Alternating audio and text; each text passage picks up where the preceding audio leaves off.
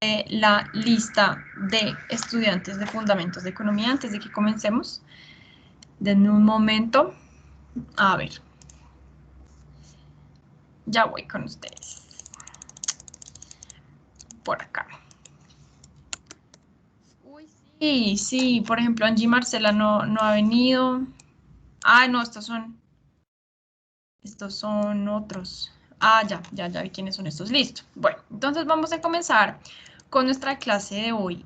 Camila Sáenz, ¿me puedes, por favor, confirmar que estás viendo en la pantalla? Las diapositivas, profe. Ah, ok, listo. Muy bien. Ah, espérenme un segundito. Porque no le puse animación a una diapositiva y quiero que tengan todas la animación en las diapositivas. Qué pena con ustedes. Ya, listo. Por acá. Ay, Dios mío. Compartir. Y esta viene siendo... Bueno, entonces la última vez que nosotros nos vimos, terminamos hablando como tal de por qué era importante la libertad individual, de la cual nos había hablado Hayek en términos de entender la libertad como ausencia de coacción. En términos positivos, poder ejecutar las propias acciones para dirigirla a los propios fines, reconociendo que la acción humana es la principal herramienta con la cual nosotros contábamos para alcanzar nuestros fines, y de ahí se derivaba toda la importancia que habíamos conversado que tenía y cómo se vinculaba como tal la libertad con la empresarialidad, con el desarrollo de la civilización, con la creación de nuevas herramientas, de nuevos conocimientos, de nuevas costumbres, con el agotamiento de otras que tal vez no empezaban no estaban funcionando tanto a nosotros. Y en la lectura que nosotros hicimos, que ya estuve leyendo los informes de lectura de ustedes y la verdad pues hasta ahora me han estado gustando bastante, nosotros hablábamos acerca de la importancia de la ley. O sea, no solamente hablábamos de la libertad como tal y la dejábamos ahí como un punto fijo, sino que hablábamos de la importancia de la ley para garantizar la libertad individual de cada uno de nosotros. ¿Por qué? Porque, aunque sonara paradójico, decíamos que en la lectura que éramos libres en medio de la ley. Y uno siempre cree que la ley es algo que le prohíbe a uno cosas, que lo limita y en cierto sentido sí nos limita. Pero nos limita ¿por qué?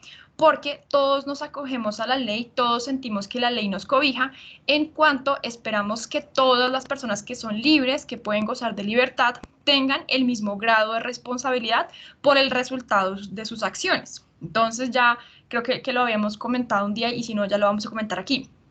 ¿Qué me puede garantizar a mí como ciudadano, por decirlo así, que yo salgo a la calle tranquilo y no va a haber alguna persona que se le va a ocurrir dispararme o salir una persona como loca en un centro comercial con un arma de fuego a lanzar tiros al aire? O sea, ¿yo cómo sé que eso no va a pasar? Pues porque la libertad es algo que solamente pueden disfrutar las personas que efectivamente pueden hacerse responsables del uso de sus acciones. Porque entonces si la libertad no fuera algo que solamente pueden garantizar las personas que podemos sernos responsables de las consecuencias, entonces nada nos garantizaría que nuestra libertad individual no fuera a ser vulnerada cuando salimos a la calle y cualquier persona que esté, por ejemplo, enferma mentalmente, le diera por, como les digo, dispararnos o agredirnos o hacernos daño. ¿Sí? Entonces es muy fuerte la aseveración que se propone y decimos que la libertad es algo que solamente pueden disfrutar algo que no, la libertad es algo que no podrían venir a disfrutar, por decir algo, las personas que tienen una enfermedad mental. Y no es por discriminarlas ni nada de eso, sino que podemos decir, ok, esa persona no está en capacidad de responsabilizarse por las consecuencias de su acción. Entonces, esas personas saben que existe un límite y el límite es la ley. Y todas las acciones que yo ejecute, que satisfagan ciertas condiciones, pues son las condiciones de la ley. Y mientras esa ley exista, pues mi libertad individual va a estar protegida. Y en la medida en que yo acate la ley, la libertad individual de los otros también va a estar protegida. Entonces nos conviene respetar la ley a todos, porque protege la integridad de ambos, de todos nosotros.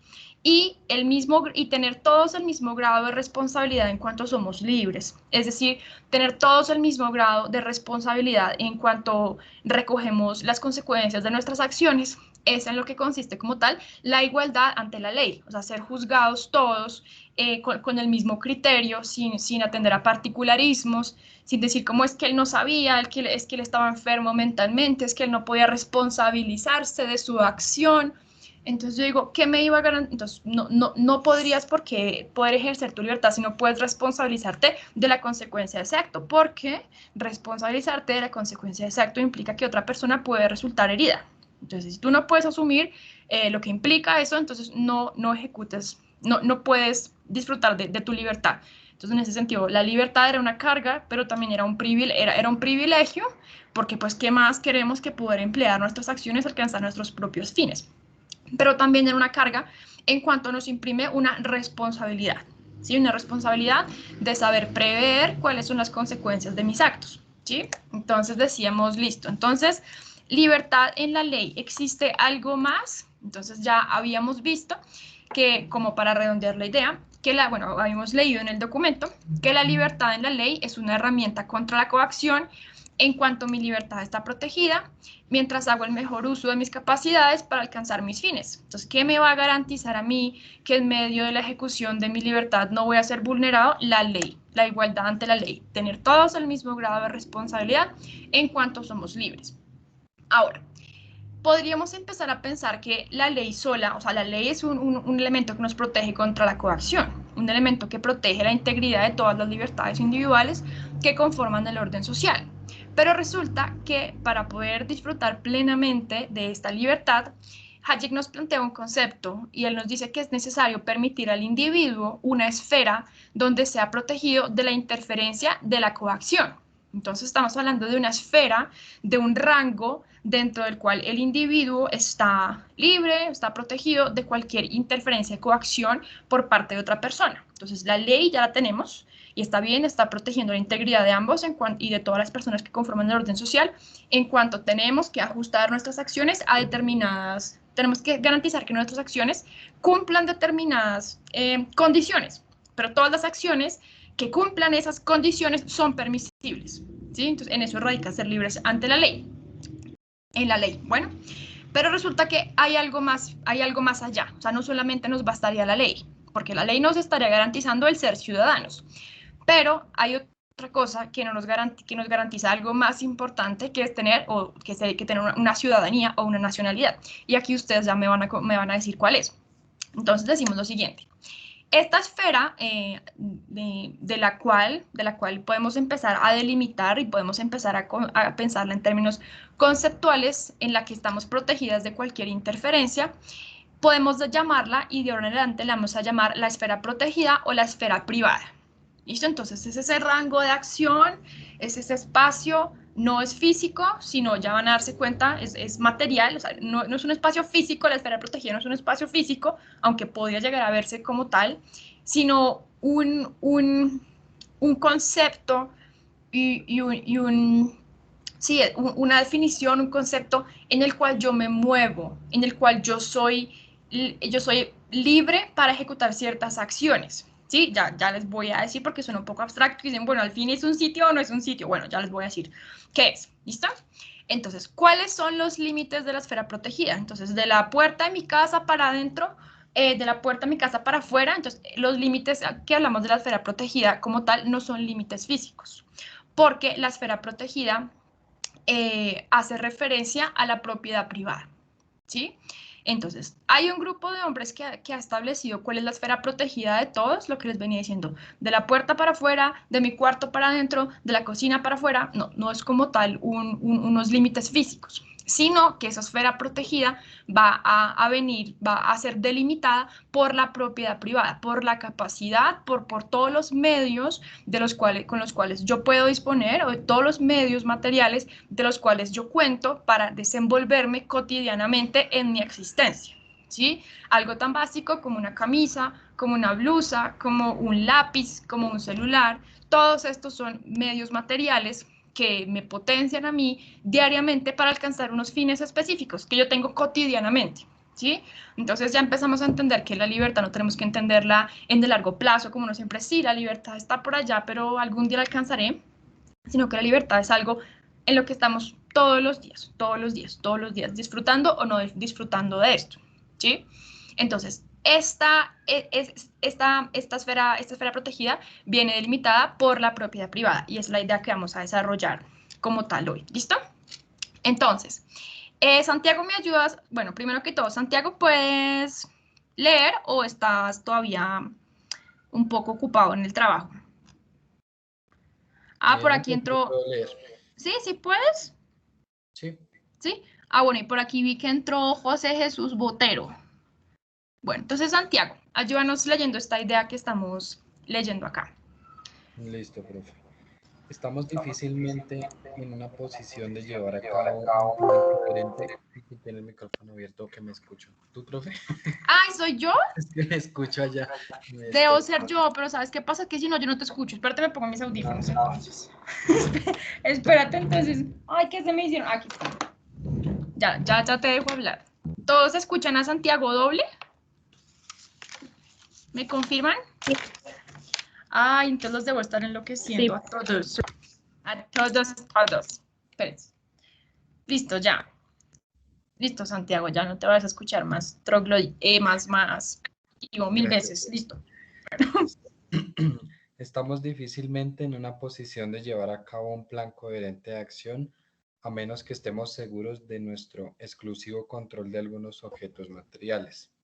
La protección del individuo contra la coacción no consiste en que posea propiedades, sino que los medios materiales que lo capacitan para perseguir cualquier plan de acción no deben estar en control exclusivo de cualquier otro agente. Listo, muchas gracias, Santiago. Y esta idea que estamos desarrollando aquí nos lleva a pensar cómo es que no es solamente tener una blusa por tener una blusa y acumular un mundo de blusas en mi closet, en mi armario, lo que sea. Bueno, eso está mal. Acumular por acumular está mal. Pero tener medios materiales, tener bienes materiales no es algo negativo, ¿sí? Es algo totalmente positivo, porque si yo no pudiera tener al alcance los medios materiales que me capacitan para, como nos dice esta cita de Hayek, desarrollar un plan coherente de acción, entonces yo estoy viéndome privado de ejecutar ciertas acciones. Por ejemplo, imagínense ustedes si no pudiéramos tener ni siquiera en propiedad la ropa con la que nos vestimos. ¿Existiría la posibilidad de generar cualquier plan de acción coherente? O sea, no podríamos ni siquiera salir a la calle, no podríamos ni siquiera salir de nuestros cuartos, ¿sí? ¿Por qué? Pues porque hay unos medios materiales que los necesitamos, que nos dignifican, que nos capacitan para salir a la esquina y comprar lo que quiere, y salir a la esquina y comprar, no sé, la comida, una bolsa de leche, lo que sea, una libra de arroz, lo que sea, lo necesito. Entonces, mi fin es ir a comprar una libra de arroz a la esquina. Lo mínimo que necesito es ponerme algo para desarrollar ese plan de acción, ese plan coherente de acción. Entonces, cuando Hayek nos dice no es tener bienes materiales por tenerlos y punto final, sino decir que no estén en control de ningún otro agente, entonces yo empiezo a saber que si la blusa, lo que yo necesito para salir a la calle, está en control exclusivo de otro agente, yo empiezo a depender de ese tercero. Entonces, ¿qué me va a decir el tercero? Puede que sea benevolente conmigo y me diga, está bien, yo veo que tú como que necesitas una blusa, tómate de regalo esta blusa para que te la pongas y te veas bien. Listo, muchas gracias. Puede que esté enfrente de una persona benevolente y me garantice los bienes que yo necesito, ¿sí? Pero puede que yo esté dentro de esté con otra persona en un régimen totalitario, o no lo pongan ni siquiera un régimen totalitario, pónganlo en su vida cotidiana, que ustedes tuvieran que pedirle a alguien oye, por favor, necesito una blusa, me la puedes, por favor, facilitar, es que quiero salir a la calle. Entonces, ese tercero o ese segundo, lo que sea, les podría decir a ustedes como, bueno, yo te doy la blusa si tú haces esto. Y cuando alguien me dice, yo te doy esto si tú haces esto otro, entonces mis acciones están siendo empleadas como un medio para alcanzar los fines de un tercero, contra mi voluntad. Y cuando eso ocurre, entonces ya estamos hablando de coacción, o sea, se suprime completamente la libertad individual, si la entendemos como ausencia de coacción. Entonces, yo te doy esto si tú haces esto otro. Yo te doy esto si tú haces esto otro. Ahora, mis estudiantes, por lo general, cuando les explico este concepto, me preguntan, bueno, profe, entonces los papás, ¿dónde quedan? Bueno, los papás es una relación que se establece diferente. ¿Sí? O sea, hay una relación de amor, hay una relación de benevolencia y no estamos diciendo que todos los papás sean así. O sea, hay personas hay familias que tal vez no se llevan este tipo de relaciones en armonía y empiezan a haber relaciones coercitivas de padres a hijos. Pero pues digamos que por lo general, o lo que uno esperaría, es que no exista una coacción por parte de los padres hacia los hijos, sino una relación de benevolencia en cuanto te dan tus regalos, te dan tu cama, te compran lo que tú necesitas, pues porque es una relación diferente, no coercitiva, sino más bien de benevolencia. Entonces, en ese sentido es que hablamos de ausencia de la propiedad privada, teniendo los medios materiales que necesitamos para desarrollar pues, nuestros bienes cotidianos. Entonces decimos, la propiedad privada permite a los hombres hacer planes con confianza. Entonces, sí, yo sé que si yo tengo la camisa, puedo salir a la calle. Yo sé que si yo tengo un teléfono, entonces yo puedo llamar y empezar a buscar, por ejemplo, una persona que me haga un trabajo que necesito en mi casa, o yo puedo llamar a alguien para pedir un favor, o puedo buscar trabajo, el computador que yo tengo, el carro me puede llevar a dar un paseo, o me puede llevar a una entrevista de trabajo, o me puede llevar a recoger a mi abuelita, llevar a mi mamá a hacer un paseo con ella, lo que sea. ¿Sí? Entonces, esos medios materiales no tenemos que verlos como, uy, acumulador, uy, tiene medios materiales, no, sino como medios, como lo que son medios, ¿sí? Que me capacitan a mí para desenvolverme cotidianamente. Y la medida en que yo me pueda desenvolver cotidianamente, pues voy a poder ejecutar mis planes de acción diarios, a pequeño, a largo plazo, y en ese sentido a poder tener mi libertad individual diariamente y poder ir enfocándome y alcanzando y alcanzando y alcanzando de fines para ir alcanzando el fin superior al cual yo me siento llamado, que es lo que desarrollo a lo largo de todos los días de mi vida, ¿sí? Entonces, ya sabemos en qué consiste que la propiedad privada nos permite hacer planes con confianza. Aquí pidámosle a María Camila Sáenz, ¿qué nos dice esta idea del cuadrito negro? ¿Qué nos dice? Esta confianza radica en que poseemos los medios materiales que nos permitirán llevar a cabo nuestras tareas cotidianas alcanzando nuestros fines personales. ¿Y qué más dice? ¿Cuál es la primera propiedad privada que quisiéramos aspirar tener? Listo, entonces esa pregunta, ¿ustedes qué dicen? ¿Cuál es la primera propiedad privada que podríamos aspirar tener? ¿Qué dices tú, Camila, ya que estás aquí leyendo? Entonces, ¿cuál dices tú? Yo creo que lo más importante que tenemos que tener como propiedad privada es esto. ¿Qué crees tú que es eso? Ese medio, ese bien. Si lo contemplamos desde que somos pequeños, desde... En este momento de tu vida, pongámoslo en este momento. No sé, tal vez, o sea, un ejemplo, unos zapatos, como tú lo mencionabas, Unos algo que yo zapatos. quiero. Listo, unos zapatos, Camila dice, unos zapatos para poder salir a caminar es el bien que Camila podría aspirar a tener en primer lugar como su propiedad privada.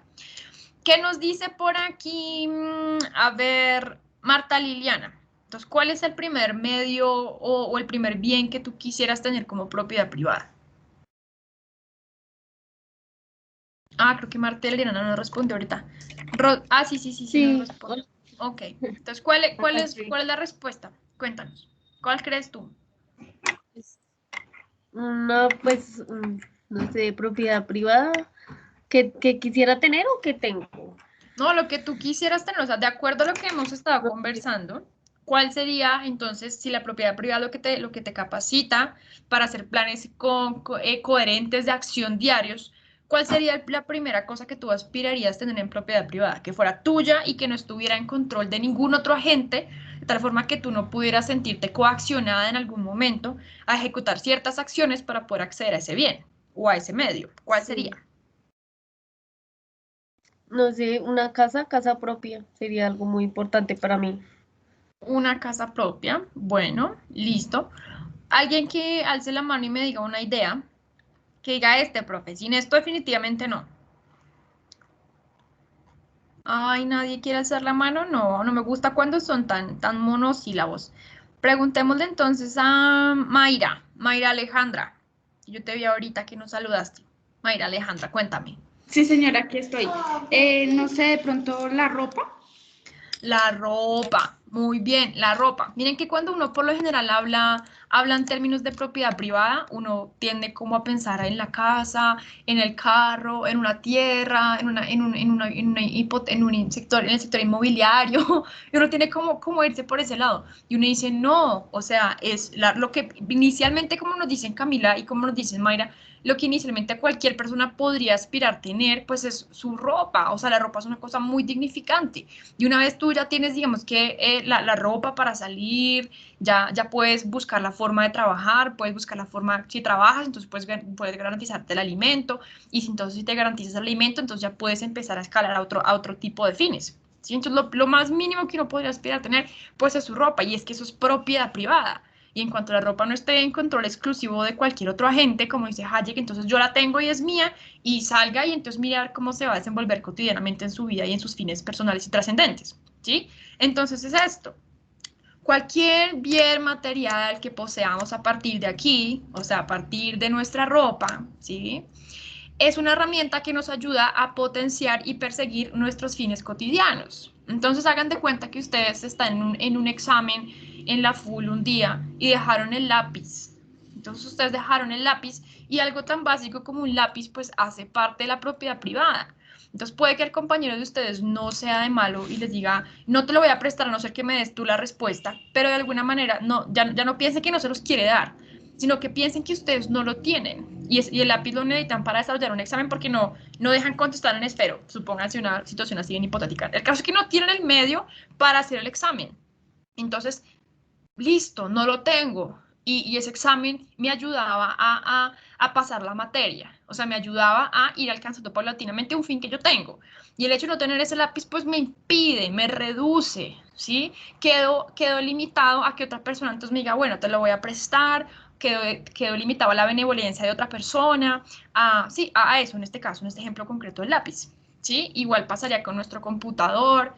Entonces, muchos de los Profe, problemas, dime, y la comida. la comida también, totalmente. Entonces, si tú no tienes el acceso a tu comida, entonces estás esperando que otra persona te la dé o que te la garantice, ¿sí? Entonces, miren que empieza a ser difícil, porque digo, claro, pues lo mínimo es una blusa o el alimento. Santiago dice, lo más importante para mí es el alimento, las dos cosas son absolutamente indispensables. Y cuando existe la situación en la cual yo no me puedo garantizar este alimento o yo no me puedo garantizar el vestido, fruto de mi trabajo o fruto de las capacidades que yo tengo para conseguirme las cosas que necesito, sino que tengo que irse a pedir a otro, entonces ya empiezo a quedarme reducido, ya empiezo a depender, ya no puedo hacer 100% uso de mis acciones y potenciar lo que yo podría llegar a hacer, porque es que me toca esperar que el otro me lo dé. Entonces es muy difícil, ¿sí? Necesitamos estar ciertos del control de determinados medios materiales para adherirnos a un plan de acción, dejando de depender de la benevolencia de otros.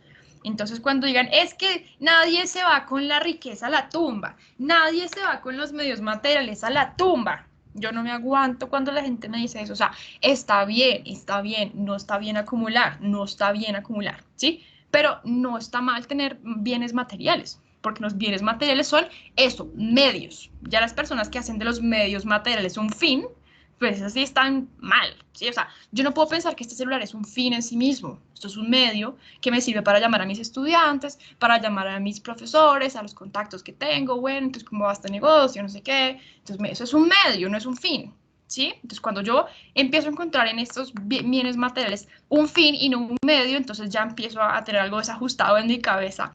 Pero hay que tener siempre que son medios, o sea, son medios que me capacitan. Y el hecho de yo poder poseer esos medios también me imprime una responsabilidad, ¿sí? Porque tienes los medios. Entonces, ¿qué vas a hacer con esos medios?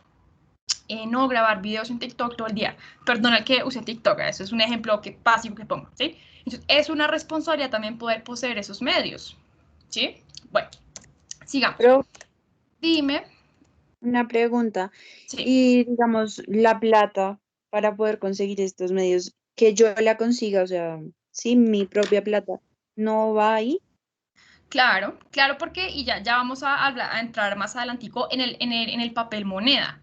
Entonces, básicamente lo que necesitamos es efectivamente poder garantizarnos unas opciones para poder trabajar, O sea, lo que queremos es justamente que se abran las posibilidades para que cada uno de nosotros salga responsable por su propia existencia a partir de la puesta en marcha de sus propias iniciativas. Y en la sinergia de los mercados, en la sinergia de la sociedad, en la sinergia del orden social, constituido por una multiplicidad de naturalezas, pues entonces empezamos a intercambiar los frutos de esos trabajos en el mercado. Si los empezamos a intercambiar.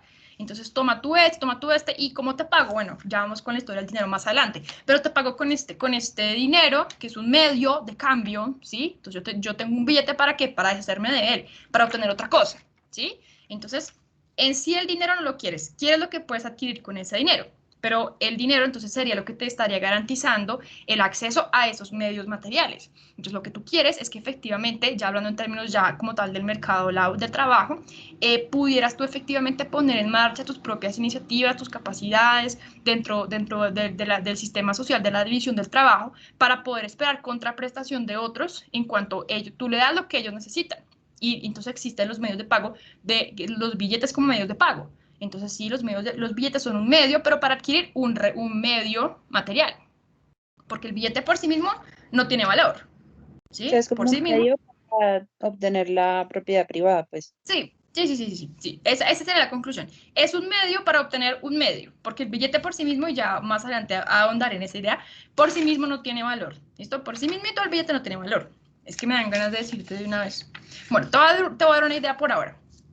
Tú, no sé si te ha pasado, pero a mí hace años, bueno, cuando todavía se podía caminar por la calle tranquilo porque no había pandemia, yo transitaba por una cuadra muchas veces a la semana y siempre había un muchacho, un venezolano, y pues yo sentía como mucha impotencia porque él siempre se paraba como con un fajo de billetes así de bolívares, pero gigante, y me decía que ayuda, que no sé qué, y yo, Dios mío, o sea, pues yo siento mucha impotencia de no poderlo ayudar, porque ellos que tenían, bueno, ¿y quién fue el que me preguntó eso para poderle hablar directamente? ¿Quién fue?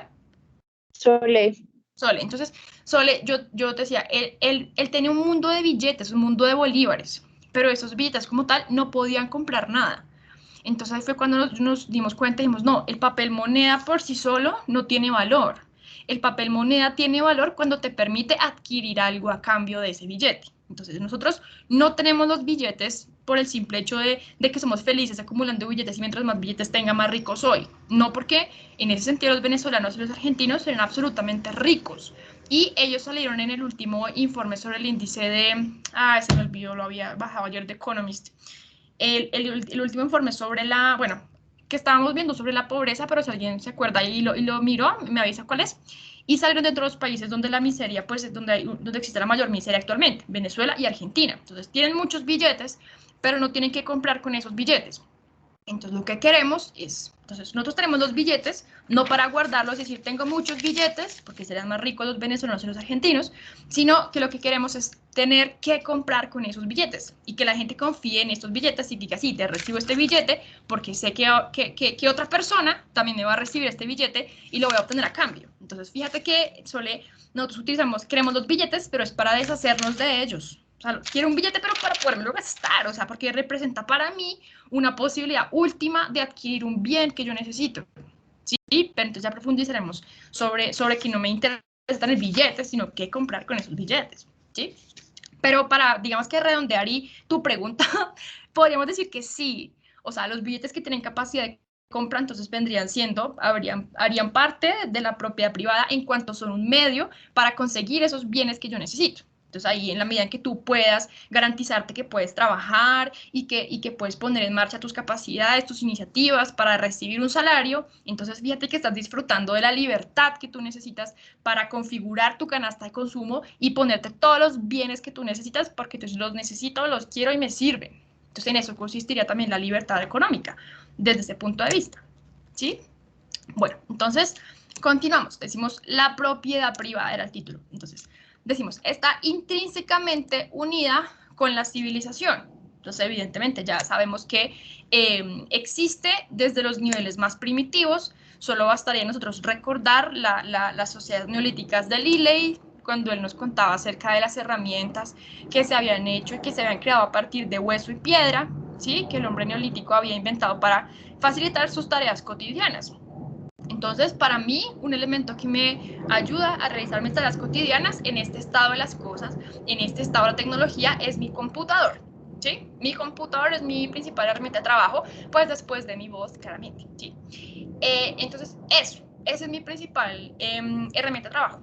Ahora, si nos vamos por allá atrás para que me crean que en verdad la propiedad privada está intrínsecamente unida a la civilización, pues esas herramientas que los hombres primitivos y en el documental que ustedes vieron sobre los neandertales, esas herramientas que se hacían, pues constituían como tal un medio que entraba a formar parte de la propiedad privada, ¿sí? Porque me capacitaba y era una cosa que surgía fruto de mi libertad, de mi empresarialidad, de yo, uy, miren que por aquí puedo crear esta red de pesca y por aquí puedo crear puedo cocinar estos cereales, puedo fundir estos metales. Entonces, a partir de esa empresarialidad, de yo ver cómo alejarme de la rutina de oportunidades que todos tenían, yo iba generando bienes materiales, herramientas que entraban a formar parte de mi propiedad privada, ¿sí? En cuanto yo era su autor intelectual. Entonces, decimos que efectivamente es fruto de la empresarialidad gracias a que existe la libertad. Entonces, ¿por qué yo les mostré a ustedes las diapositivas de... Espérense, yo les pregunto una cosa. Sí, esta la vimos, espérense por acá, espérenme. Sí, las de Bill Gates, sí, esas fueron hace rato. Sí, perdón. Yo sí, ahí será que yo no les mostré eso. Sí, entonces sigamos acá. Entonces, es fruto de la empresarialidad gracias a que existe la libertad. Entonces, ¿la libertad de qué? De yo obtener conocimiento. ¿Se acuerdan que decíamos cuál era la secuencia que desarrollaba, por ejemplo, empresarialidad? Entonces, libertad, acción, espérense, la pongo por aquí para que la recuerden. Por si alguno no la recuerda, ¿dónde era que la teníamos? Creo que estaba por aquí. Espérense a ver si la tenemos por acá. A ver, donde hablábamos de no era ahí. Espérense, ya miramos dónde era que la teníamos. Esta ya más adelante, por aquí. Espérense. Creo que sí. Creo que por acá. Ay, no, no era ahí. Ay, Dios. Ah, aquí. Creo que es aquí donde está este hombre pescando. A ver. Bueno, no está ahí, pero entonces ya se los voy a decir porque no me puedo quedar aquí tratando con esta diapositiva toda la clase. Espérense porque ya me perdí en cuál iba. Y en esa. Entonces, ¿por qué decimos porque era posible mientras existiera la libertad? Porque decimos, si la libertad consiste en la posibilidad de emplear las propias acciones y en la medida en que yo voy actuando, yo voy adquiriendo experiencia en cuanto a reconozco cuáles son las consecuencias de mis actos en el mundo, explicitar como tal esa experiencia en mi intelecto me garantiza que tengo el conocimiento. Y el conocimiento era lo que entraba a formar parte del conjunto de las herramientas civilizadoras. Entonces, en cuanto yo pudiera hacer uso de mis acciones para encontrar cualquier cosa que me ayudara a potenciar mis fines y, bueno, ¿cómo es que me voy a defender aquí de la lucha contra la escasez? Entonces, puedo entender que la propiedad privada surgió fruto de la empresarialidad y de que existía esa libertad. O sea, ¿por qué me convenía a mí que Bill Gates pudiera disfrutar de su libertad? Porque él hizo tal uso de su libertad que las acciones y las ideas que él tenía, el conocimiento y todo lo que él tenía en su interior, pues lo llevó a crear como tal Microsoft, ¿sí? A democratizar la música, la lectura, la educación, ya entró un poquito la banca con el tema de las criptomonedas, o sea, él democratizó muchas cosas. ¿Y por qué nos convenía? Pues porque él hizo uso de su empresarialidad, de su libertad, y empezó a crear cosas, medios materiales, que a él le sirvieron para alcanzar unos fines específicos, y empezó a compartir esos medios con otras personas. Y ya empezó como tal a inundar nuestras vidas de todos los medios, como decíamos, de la era digital, por decirlo de esta manera. ¿Sí? Entonces, ¿por qué nos conviene que todas las personas efectivamente puedan disfrutar de esa libertad? Pues porque el conocimiento fruto, la experiencia de vivir cada uno de nosotros está disperso en muchas personas y no sabemos a quién se le va a ocurrir la super idea, o sea, quién se va a inventar un medio material que nos va a servir a todos. Y evidentemente ese medio material, pues inicialmente va a entrar a formar parte de su propiedad privada y él va a poder recoger los beneficios de haber hecho uso o haberse inventado ese medio. ¿Sí? Pero entonces es fruto de la empresarialidad gracias a que existe la libertad. Libertad para actuar y reconocer los efectos. Aquí tiene la idea. Libertad para actuar y reconocer los efectos de mis actos en el mundo, de adquirir experiencia, Entonces, podemos decir que, y esto suena un poquito exagerado, podemos decir, ¿cómo así? O sea, la propiedad privada como tal, los medios materiales que alguien inventa, son un asunto vocacional, pues hablando de la empresarialidad, sí, podemos decir que es un asunto vocacional. ¿Por qué? Porque decimos, existen unas cualidades innatas, entonces, de acuerdo a estas cualidades innatas, yo me especializo. Y a partir de especializarme, pues yo creo herramientas, ¿sí? Entonces, pregunta, ¿qué es esto? ¿Cómo se llama esto? ¿No saben? Bueno, es la llave inglesa.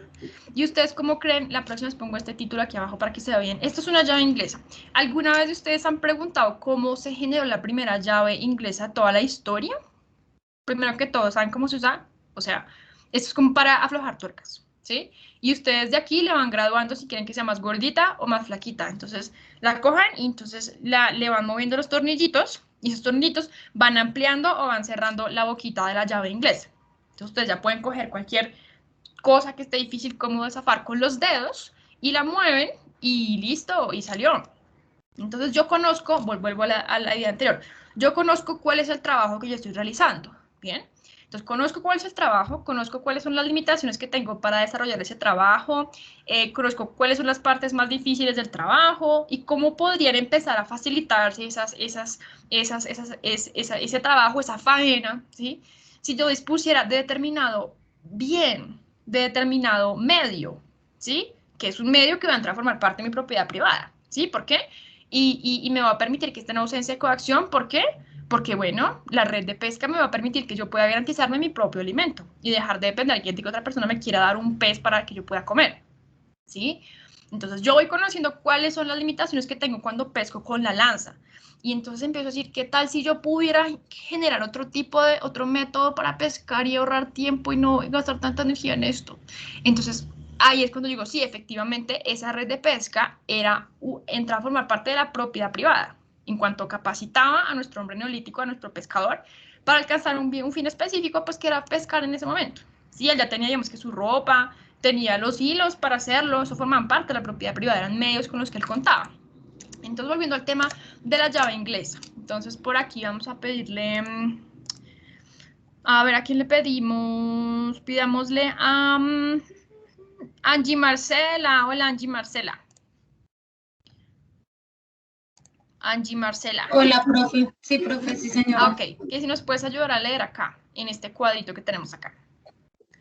Vale, profe. Dice, no se sabe a ciencia cierta quién inventó esta herramienta. Las primeras llaves ajustables fueron desarrolladas por un ingeniero inglés, Edwin Beard Budding, quien reemplazó la cuña por un tornillo de ajuste. El acoplamiento del tornillo a la cuña de ajuste también suele atribuirse al sueco Johan Peter Johansson, un herrero de la ciudad de Enkoping. Para su oficio se veía obligado a llevar consigo un gran número de llaves fijas, pesadas y voluminosas. La necesidad de una llave ajustable se concretó así en la herramienta de servicio más utilizada del mundo. Exactamente, muchas gracias, Angie Marcela. Entonces, podríamos decir, esta propiedad privada, estas ideas que se generan gracias a la empresarialidad, podemos llegar a pensar que son un asunto vocacional. O sea, ya sabemos que hay una parte de la propiedad privada que son como tal las camisetas, las cosas que yo necesito para desenvolverme cotidianamente. Pero hablamos también de que existe la propiedad privada que surge a partir de ese utilizar el conocimiento, ¿sí? Del yo desenvolverme en mi tarea cotidiana que estoy realizando. En este caso, era una persona que se veía obligada a llevar consigo un gran número de llaves fijas, pesadas y voluminosas. Entonces, él en medio de esa faena que trabajaba y todo el tema, dijo, yo conozco mi trabajo y quién más mejor que yo va a conocer cómo desarrollarlo. Entonces, en la medida en que yo voy conociendo mi trabajo, pues voy especializándome y voy teniendo ideas de cuáles herramientas me podrían ayudar a realizar de una mejor manera ese trabajo. Entonces, en ese sentido, la propiedad privada surge de la especialización. ¿Y por qué surgió la especialización? Pues porque yo tuve un rol vocacional y me dirigí hacia esta ocupación. Entonces es un asunto vocacional, podríamos decir, pues sí, cada individuo posee capacidades y cualidades innatas que lo llevarán a descubrirse más idóneo para determinadas tareas, en medio de las cuales descubrirá la manera de facilitarse el trabajo mediante la creación de herramientas que entran como tal a formar parte de la propiedad privada, de los medios materiales que lo capacitan para desenvolverse y generar sus planes con confianza, medios materiales que no deben estar en el poder exclusivo de ningún otro agente, ¿sí? Ahora, ¿qué pasa? Uno de los logros de las sociedades modernas más importantes es que a pesar de que muchas personas tengan en propiedad privada no nada más que su ropa, ¿sí? Entonces no a todos se nos ocurrió Microsoft, no a todos se nos ocurrió YouTube, no a todos se nos ocurrió Audi, no a todos se nos ocurrió el superinvento para decir que somos generadores de llaves inglesas, ¿sí? No a todos se nos ocurren esas cosas, pero resulta que a pesar de que en la mayoría de las sociedades, la mayoría de personas solo puedan tener en su propiedad privada más que su ropa, puedan disfrutar de los beneficios de la propiedad privada de otros, es gracias al reforzamiento de los contratos, ¿sí? Entonces aquí decimos, ¿cuál es el papel de los contratos? Pues ampliar la esfera protegida del otro, ¿sí? ¿Por qué? Porque pues entonces ya sabemos, no a todos se nos ocurrió hacer llaves inglesas. Entonces en nuestra propiedad privada solo podemos tener, digamos que nuestra ropa. No somos creadores de grandes inventos que entren a formar parte de nuestra propiedad privada, pero podemos estar ciertos de que en nuestro control exclusivo pues está nuestra ropa, como mínimo, ¿sí? Entonces decimos, ¿cuál es el papel de los contratos? Entonces, disfrutar de la propiedad privada de los otros, disfrutar de los beneficios de la libertad del otro. Entonces, yo, ¿por qué puedo derivar beneficios del ejercicio de la libertad de Bill Gates? Pues porque de alguna manera él me presta un servicio y él obtiene una contraprestación de mi parte, ¿sí? Y yo, ¿por qué puedo? Y pues acá pongo ejemplo, hagan de cuenta que no estoy hablando de mí, sino ¿y por qué otra persona? Entonces vamos a empezar otra idea. ¿Por qué una persona puede beneficiarse del ejercicio de la libertad de Bill Gates? O sea, de que Bill Gates le ocurrió la super idea del código de Microsoft y crear toda la empresa que es ahora tan grande. Entonces, ¿por qué rayos yo, una persona que Bill Gates ni siquiera conoce, estoy en el tercer mundo y él está en otro lado? Entonces, ¿por qué puedo yo derivar beneficios de esa libertad? O de esos beneficios de la propiedad privada de él, pues porque yo, bueno, o la persona en la cual estamos hablando, le ofrece una contraprestación a los servicios de Bill Gates, ¿sí? Entonces me dice, bueno, te vendo la licencia de Microsoft 365, porque la puede comprar una persona, porque la puede comprar, porque esa persona, de alguna manera, también está haciendo ejercicio de su libertad y se buscó, por decirlo así, un puesto en el sistema de la división social del trabajo, en el cual estaba sirviendo a otra persona.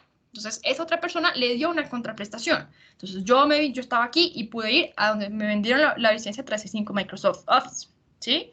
Ahora, yo estaba aquí haciendo ejercicio de mi libertad en este pedacito del sistema de la división social del trabajo y estaba beneficiando a otra persona. Y esa otra persona, a su vez, pudo beneficiarse de lo que yo estaba haciendo, de mi trabajo o de mis acciones, porque tuvo como prestarme una contraprestación.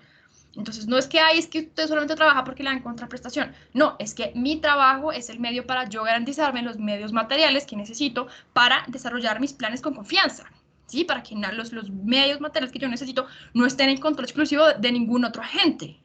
Ay, pero es que solamente sí te pueden dar, y yo digo, pero estamos en una sociedad en la cual estamos lidiando con el problema de la escasez.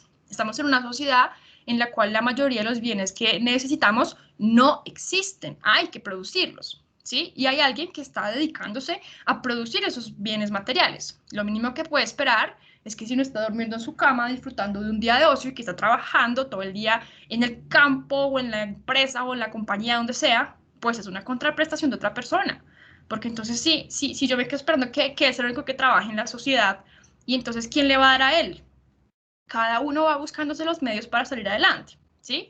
A partir de la puesta en marcha de sus propias iniciativas, de saberse responsable y único responsable de su propia existencia, ¿sí? Entonces, ese es el papel de los contratos, ampliar la esfera protegida de la cual nos hablaba Hayek de las otras personas, permitir que las personas que efectivamente y hacen uso de esa libertad que tienen, y no estoy diciendo que las personas que no encuentran trabajo, lo que sea, no hagan buen uso de su libertad, no. Eso ya tiene que ver con las oportunidades que genera como tal la sociedad para que las personas salgan en responsables por sí mismas, ¿sí? Pero hablando en términos de la idea que estamos llevando acá, entonces son las personas que hacen ese uso de la libertad, que se encuentran ese puesto en el sistema social de la división del trabajo y pueden empezar a esperar contraprestación de otros en cuanto el uso que hacen de su propia libertad ayuda a los demás a potenciar sus propios fines.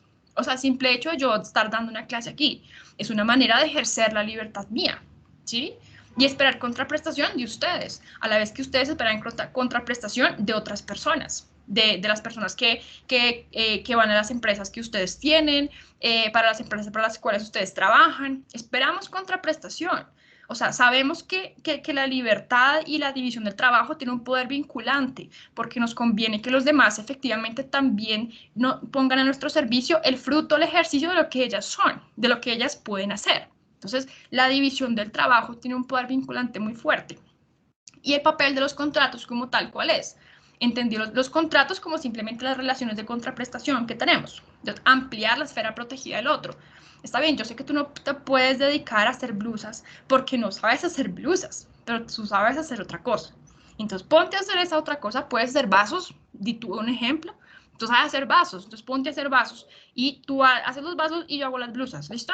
Entonces, en cuanto tú me puedas dar un vaso, yo te doy la blusa y entramos en contraprestación. O sea, establecemos un contrato entre nosotros dos.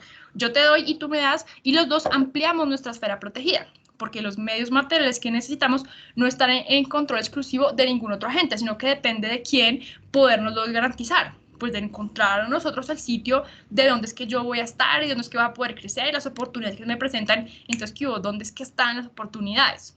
Que es encontrar esas oportunidades, decir la lectura, es también una obligación que la libertad nos impone. Entonces, no solamente ser libres porque listo, estamos libres, felices, no, sino bueno, ¿y qué vas a hacer con esa libertad?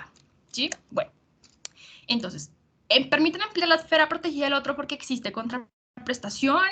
Entonces, la benevolencia de, ay, ven, pero ¿será que tú me puedes dar la blusa? ¿Me puedes prestar el lápiz, por favor? ¿Me puedes dar el pez, si eres tan amable? Entonces, esa benevolencia se ve reemplazada por la contraprestación. Entonces, yo tengo algo para ofrecerte y tú también tienes algo para ofrecerme, ¿sí? Entonces, era la idea como tal del auxilio común del cual nos hablaba Platón.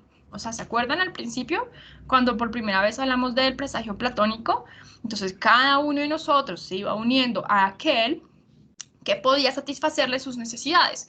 Y en busca de un auxilio común, vencíamos una mutua insuficiencia. Entonces, ¿por qué se dan los contratos? Porque existe una mutua insuficiencia. El otro tiene algo que yo necesito. Yo tengo algo que el otro valora, más que lo que tiene. De tal forma que lo lleva a renunciar a eso por dármelo a mí para adquirir lo que yo tengo, ¿sí? O sea, empezamos a existir el concepto de valor. Entonces, yo, ¿por qué, por ejemplo, intercambio el martillo con las uvas? Primero, pues, necesito las uvas perdón, vámonos a la otra lección. Necesito el martillo. Entonces, yo necesito el martillo porque es una herramienta que ayuda a esta persona de aquí a ejecutar un trabajo que él quiere hacer en su casa, por decir cualquier ejemplo, ¿sí? Entonces, él va y sabe que hay otra persona que tiene en su poder el martillo, pero entonces él reconoce que esto es un medio que le ayuda a alcanzar un fin. Entonces, voy a ir en busca de este martillo para arreglar mi casa. Pero yo sé que si quiero que esta persona no esté diciéndome que me da el martillo solamente si yo hago otra cosa que va en contra de mi voluntad, yo tengo que ofrecerle algo a cambio. Pues le voy a ofrecer las uvas que son el fruto de mi trabajo.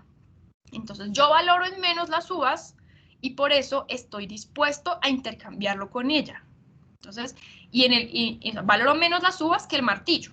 Y ella está valorando más, yo valoro más el martillo que las uvas. Y eso es lo que me lleva a renunciar a las uvas. A decir, no quiero las uvas porque existe una sobrevaloración de mi parte por ver el martillo, ¿sí? En cambio, esta persona está valorando sobre más las uvas que el martillo. Y por eso renuncia al martillo. Entonces, miren que el valor es subjetivo. Y suena paradójico que uno muchas veces dice, hay un intercambio porque los dos valoramos igual. No.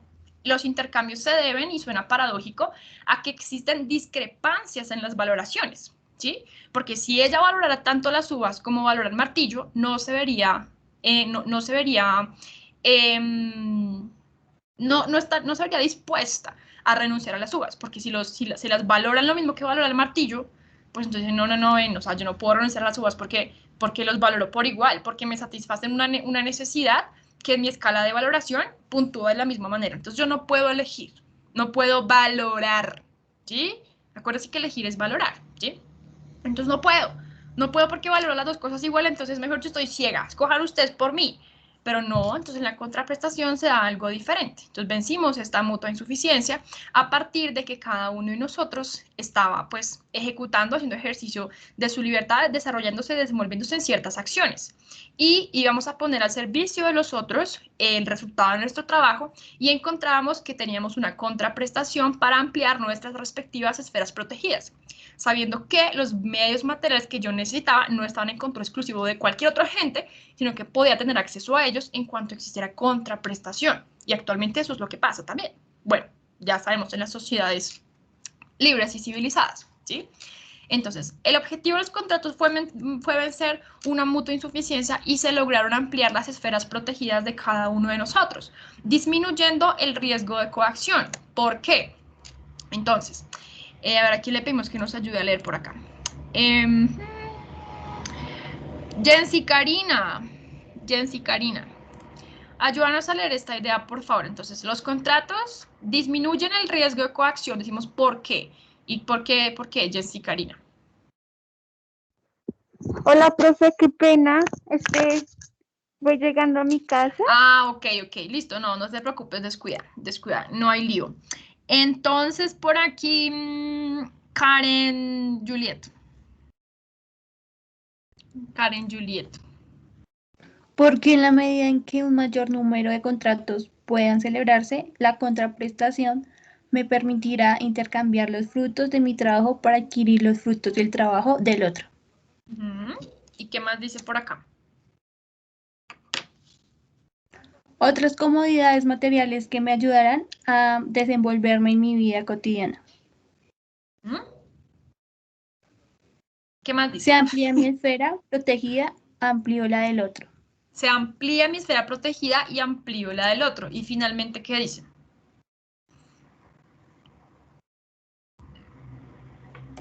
El fin del intercambio es vencer una mutua insuficiencia. El intercambio manifiesta que cada quien está falto de lo que otro tiene. Exactamente, bueno, y ahí la cita de donde saqué la idea. Entonces, el intercambio manifiesta que cada quien está falto de lo que el otro tiene. Entonces, uvas por martillos, pescado por semillas, aquí no sé, esto qué será. Bueno, no sé qué sea, pero el caso es que aquí siempre se vencieron unas mutuas insuficiencias. Entonces, ¿a partir de qué? Del reforzamiento de los contratos, que permitían ampliar esa esfera protegida, o sea, ampliar la capacidad que tenían las personas para poseer esos medios materiales que los capacitaban para desarrollarse cotidianamente en sus vidas, ¿sí? Entonces, fíjense que cuando yo les decía al principio de la clase que la esfera protegida no era como tal un límite, no tenía una limitación física, espacial, que yo dije, mi esfera protegida es mi cuarto, listo. Pero si yo estoy en mi cuarto y yo tengo que pedirle y la comida o los medios materiales que yo necesito estar en control de otra persona, no estoy siendo libre, estoy en mi cuarto encerrada, pero necesito que otra persona me dé lo que yo necesito para desenvolverme. Entonces no es un espacio físico como tal, no tiene una delimitación física. Desde mi puerta para adentro, de mi puerta para afuera, la esfera no protegida, no. Es un concepto, digamos que abstracto, ¿no? Pero que realmente, oiga, como que sí, como que la propiedad privada es lo que delimita esa esfera protegida en la que yo estoy protegido de la interferencia de un tercero, de que utilice mis acciones, de que yo me vea obligado a ofrecerle mis acciones para que él me dé lo que yo necesito. Entonces yo digo, bueno, está bien, pues tengo que hacer lo que esta persona quiere para poder adquirir esto otro, pues bueno. Entonces, listo. Decidí someterme a la otra persona, pero no es el objetivo de la libertad como tal, ¿sí? Entonces, bueno, sí, está bien, hago lo que tú quieras, o me rindo ante tu voluntad para que me dé lo que yo necesito. ¿Qué es eso? O sea, eso es muy poco dignificante, ¿sí? Tener que estar a merced de la voluntad de otro para la cosa más mínima, eso no contribuye a la dignificación como tal del ser humano. Bueno, entonces, ya vimos que los contratos como tal amplían la esfera privada, la esfera protegida. Obtengo algo que necesito para desenvolverme con confianza. Disminuyen el grado en que un individuo depende arbitrariamente de otro. Y miren que aquí está, esta idea es bien interesante. Decimos de que disminuye el grado en que un individuo depende arbitrariamente, ¿sí? Porque hablamos de que existía mutua cooperación acá, con este ejercicio, con esta imagen de acá. Existía mutua cooperación. Ay, pero es que tan lindo estas semillas que ya tienen, yo creo que me sirven. Y este pescado, miren, ella también lo ofrece. Entonces, existe que estamos dependiendo de otra persona, pero no arbitrariamente, sino en medio de la cooperación social. O sea, hay un sometimiento voluntario, vinculante, existe como esa conciencia de clase, esa conciencia de cooperación, de sociedad. Entonces, sí, estamos cooperando todos y poniendo al servicio de los demás el fruto de nuestro trabajo. La benevolencia es reemplazada por la contraprestación, y aquí decimos, hacer el mejor uso de las capacidades es una obligación que la libertad nos impone. Entonces, ¿por qué? Porque decimos que hacer el mejor uso de las capacidades es una obligación que la libertad nos impone. Y aquí les quiero preguntar a cada uno de ustedes. O sea, ya vimos, ¿cómo podrían ustedes explicar que la libertad nos imponga esta obligación? Hacer el mejor uso de nuestras capacidades. Y el que me diga, le pongo un super 5. Y los voy a dejar pensar, porque yo siempre pregunto y hablo y no los dejo pensar. Entonces, vuelvo a repetir la pregunta para el que quiera hacer el ejercicio. Hacer el mejor uso de nuestras capacidades, hablando en términos de la esfera protegida, de los contratos, ¿sí? Es una obligación que la libertad me impone. ¿Por qué? ¿Por qué se imaginan ustedes eso? ¿Por qué esa aseveración tan fuerte? ¿Quién podría decir que la libertad me imprime una responsabilidad de saber qué hacer? ¿No? Porque eso es en el fondo lo que está diciendo. La libertad te obliga a hacer el mejor uso de tus capacidades. ¿Qué dices, María Camila Sáenz Beltrán? Tal vez, profe, sea porque ahí, no sé, tendría que ver el tema de la responsabilidad de mis actos, el no afectar a un tercero con lo que yo haga. Entonces, por eso, a pesar que soy libre, tengo que ser responsable y tengo que utilizar mis capacidades, mi medio, de una forma en que no afecte a otra persona. Es la forma en la que yo la veo. Sí, por ahí está muy bien. Camila, ¿tú qué estudias? Administración de empresas, profe. Ah, ok. Eso es una respuesta muy de persona que estudia algo relacionado con las ciencias jurídicas y las ciencias políticas. Sí, es una respuesta, bien, es una buena respuesta, ¿sí? Porque yo saber el mejor uso que le puedo dar a mis acciones es una responsabilidad en cuanto sé que no puedo lastimar al otro, ¿sí? Entonces no solamente soy libre por listo, soy libre, listo, genial, no, sino que, bueno, pilas, ¿cómo vas a asumir la responsabilidad de las consecuencias de lo que haces o dejas de hacer? Porque también implica eso, ¿sí? Ahí, listo. Ahora otra opción, otra idea. Mayra Alejandra. Sí, profe. Profe, desde el punto que yo lo veo, también iría como la manera en que uno actúa, sería más bien también como ¿cómo es que se dice esto? La supervivencia, donde uno sobrevive, ¿sí? Porque Sí, digamos, la supervivencia. al momento que, digamos, yo adquiero mi libertad, ¿sí? También adquiero una responsabilidad sobre mí misma. Es decir, digamos, con el tema de la comida. Yo tengo una libertad y no voy a depender de un tercero, ni voy a tener el fin de mejorar algo para un tercero, pero sí tengo que actuar de la forma en que yo pueda sobrevivir, en que yo pueda buscar mi comida, mi ropa, mis zapatos, porque esas, pues desde el punto que yo veo, ¿no? Creo que también iría eso. Está excelente, es una respuesta excelente y es una respuesta muy bonita, ¿sí? Porque miren que Mayra Alejandra dice, adquiero una responsabilidad sobre mí misma. Entonces yo digo, bueno, yo no estoy siendo sujeto de coacción de nadie. Y entonces, ¿qué voy a hacer ahora? ¿Sí? Entonces, ¿cómo voy a emplear estas acciones para alcanzar un fin que yo tenga. Entonces, primero que todo, tengo que encontrar cuál es ese fin, ¿sí? Porque ¿para qué más quiero la libertad si no es para poder ejecutar unas acciones que me lleven a un fin que trascienda mío, personal mío, ¿sí? Entonces, primero que todo, tengo que encontrar ese fin. Ahora, aquí hago un paréntesis chiquito y ya le doy la palabra a Santiago, que tiene la mano arriba. Resulta que ese es uno de los problemas de la sociedad contemporánea, el miedo a la libertad, porque implica una carga, Mucha gente dice, queremos ser libres, todos queremos ser libres y que viva la libertad, pero la libertad imprime una carga, porque cuando tú sabes que eres libre, pero no sabes cuál es el fin que tienes que alcanzar a partir del uso de tu libertad y ejecutar ciertas acciones, tú no sabes cuál es el fin, entonces empiezas a buscar y empiezas a confiar en fines diferentes al tuyo. Entonces, como tú no tienes claro cuál es el fin y te pesa el no saber qué hacer con tu libertad, con las acciones que tienes, dices, tengo que emplear esto en algo porque me pesa, o sea, me pesa saber que tengo mis acciones y que no las estoy dirigiendo a nada, no es un fin, no tengo un fin yo, entonces, ¿hacia dónde los tengo que llevar? Y ahí es que surgen como tal los movimientos de masas, ¿sí? Porque los movimientos de masas que te proponen, te dicen, mira, yo tengo un fin, ¿sí? Aquí como colectivo nosotros tenemos un fin. Y resulta que el fin que nosotros podemos tener es mucho más importante que el que a ti se te pueda ocurrir, ¿sí? Entonces, lo que vamos a hacer es que ven y vincúlate con este fin constructivista, este fin que surge fuera de ti, y entonces ya no tienes miedo a la libertad, porque tu libertad ya está siendo entregada a un ente superior, a una voluntad superior, a un fin que te salvó de la obligación o de la responsabilidad de encontrar un fin tuyo propio. Entonces tenía miedo de encontrar mi fin propio, yo quién era, para dónde iba, y me encontré a alguien, unos alguienes que eran muchos, que estaban perteneciendo a algo y como que les daba sentido. Ese algo les daba sentido a ellos y los movía a actuar de determinada manera. Y entonces ese es como tal el origen de los movimientos de masas.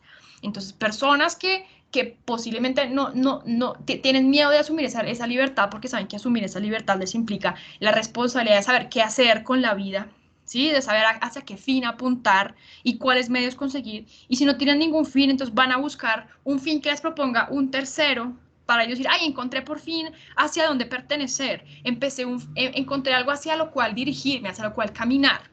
Entonces, ante el miedo de descubrir la propia mismidad de los fines personales que tiene cada uno de nosotros y que la libertad nos impone encontrarlos, o sea, como nos dice Mayra Alejandra, adquirir la responsabilidad sobre nosotros mismos de salir adelante, pues buscamos como un refugio en lo colectivo, ¿sí? Y entonces, de ahí es cuando uno empieza a mirar que todos esos movimientos, qué características tienen todos esos movimientos, que buscan distinguirse a partir, valga la redundancia, de un distintivo. Entonces nos pintamos el pelo de verde, de morado, entonces nos rompemos media camiseta, o nos ponemos aquí un simbolito nazi, o nos ponemos un brazalete que sea antisemita, entonces nos identificamos con algo, con un fin que consideramos que es superior al de nosotros.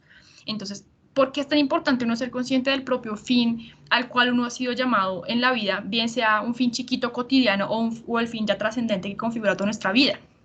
Porque si no lo logramos identificar, pues vamos a caer muy fácilmente en los movimientos de masas, que nos liberan de la responsabilidad de no saber qué hacer, porque nuestras acciones están dirigidas ya al fin constructivista, a alcanzar ese fin que se nos está proponiendo que está fuera de nosotros, ¿sí?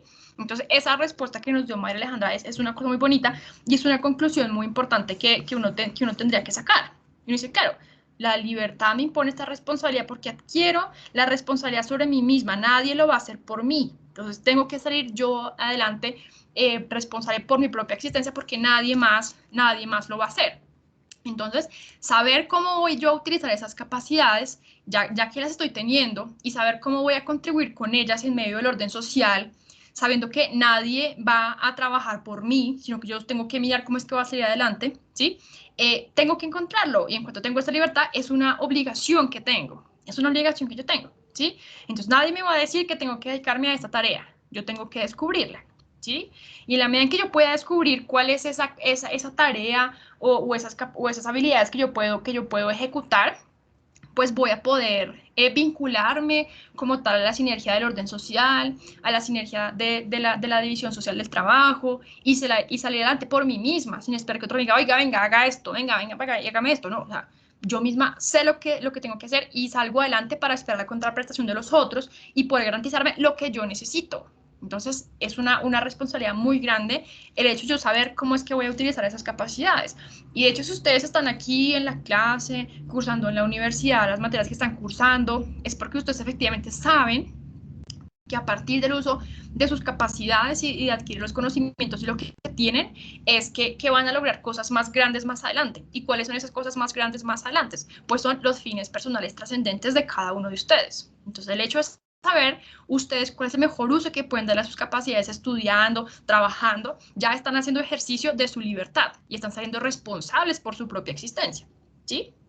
Bueno, ¿qué más dice? Conclusión, bueno, aquí es que conclusión número 7, pero era como la 4, no sé por qué puse 7. Bueno, entonces muestren a ver por aquí, ¿quién me puede leer esta conclusión? José Jesús. Bueno, dime antes de la conclusión. Yo quisiera opinar respecto a eso, de lo que estabas hablando, de que la libertad nos obliga pues, a usar como nuestras capacidades de la mejor manera.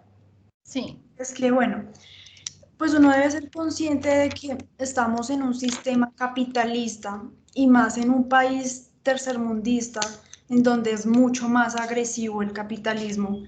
Entonces, uno debe ser muy competitivo. Si uno no quiere terminar mal, uno debe ser muy competitivo, saber, o sea, proyectarse, saber lo que uno, a dónde quiere llegar uno, qué necesita para llegar allá, proponer soluciones, pensar ideas, ¿sí?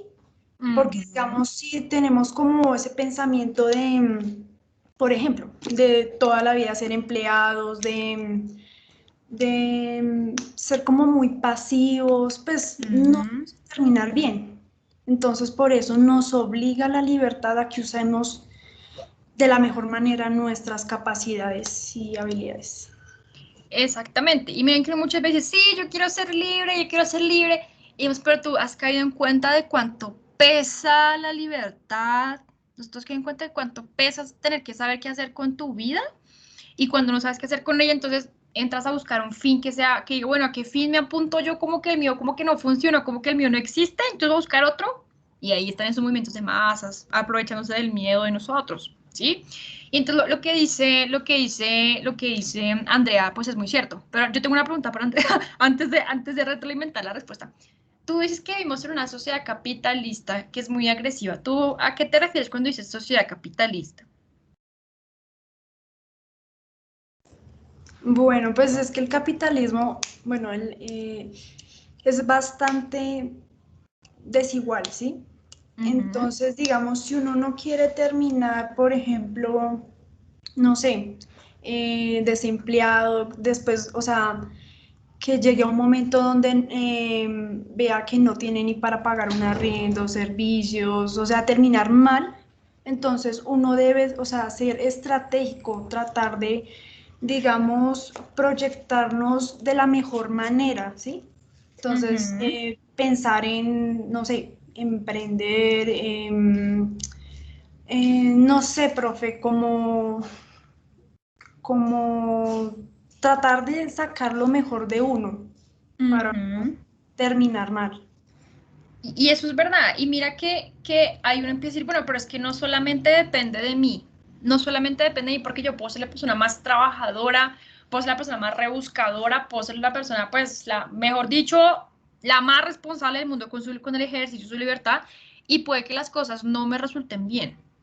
Parte de que las cosas no me resulten bien también es un problema institucional, pero entonces no podemos, y yo estoy de acuerdo con lo que dijiste, que una cosa importante es que efectivamente el orden social en el que yo me muevo, en el orden social en el que yo me muevo y me desenvuelvo, exista esa posibilidad de que todas las personas puedan involucrarse y que todas las personas puedan efectivamente salir responsables por su propia existencia. O sea, que se pongan las condiciones para que las personas efectivamente puedan sacar provecho del uso del ejercicio de su libertad. Entonces, no se vean, por ejemplo, los mercados obstaculizados al ingreso de cualquier microempresario, que no existan particularismos gremiales, que no se favorezcan ciertos grupos, ¿sí? Entonces, todas esas cositas institucionales de favorecer de pronto al gremio, de determinado gremio de los taxistas o a determinado gremio de productores, entonces eso impide la entrada al mercado de otras personas que quieran poner sus capacidades y sus iniciativas en marcha, ¿sí? Entonces, lo que tenemos que proponer es también cómo la sociedad efectivamente y cómo el sistema y el establishment nos va a permitir como tal poner y poder hacer el mejor uso del ejercicio de la libertad sin que existan esos obstáculos de los cuales nos está contando Andrea, ¿sí? Porque existen los obstáculos y porque es el más trabajador, mejor dicho, el que mejor hace uso de la libertad, pero las cosas no resulten por cuestiones institucionales, ¿sí? Pero sabemos de muchos empresarios, por ejemplo, Arturo Calle, que ya lanzó su línea para mujeres. Sabemos que cómo empezó él, o sea, él empezó vendiendo en una esquina de Medellín, como cinturones, ropa interior, lo que fuera. Él empezó así con cositas chiquitas. ¿Y qué pasó?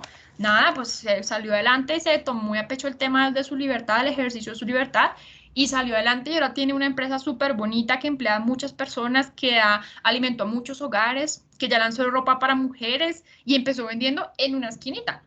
Y lo que hablábamos la clase pasada, la pasada también, ¿sí?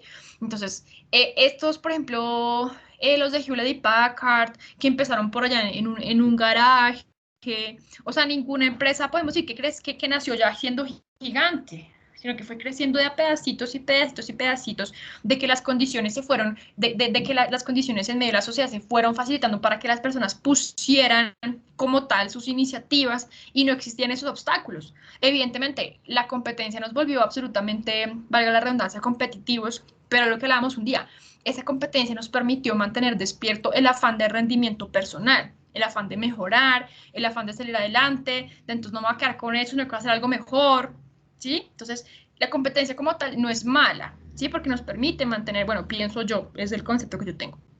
Ya, pues ustedes sabrán cómo organizar el de ustedes. Pero yo considero que es buena en el sentido que permite mantener despierto ese afán de rendimiento e impide que la gente como que se atornille en su puesto, en su propia vida y no busque salir cada vez con mejores ideas y con mejores y planteamientos. Pero entonces las condiciones que debemos poner es, bueno, vamos a promover esta competencia, pero que efectivamente se promueva y todas las personas puedan poner en marcha sus propias iniciativas a partir de lo que nos está diciendo Andrea. Entonces, de bueno, pilas, ¿qué es lo que vamos a hacer? Pero que también las condiciones estén puestas, ¿sí? Y Santiago, qué pena que tú ibas a decir algo hace rato y yo no te di la palabra. Qué pena. No, profe, ya no me acuerdo. Ay, no, ¿cómo así? Qué tristeza. Ya se me olvidó.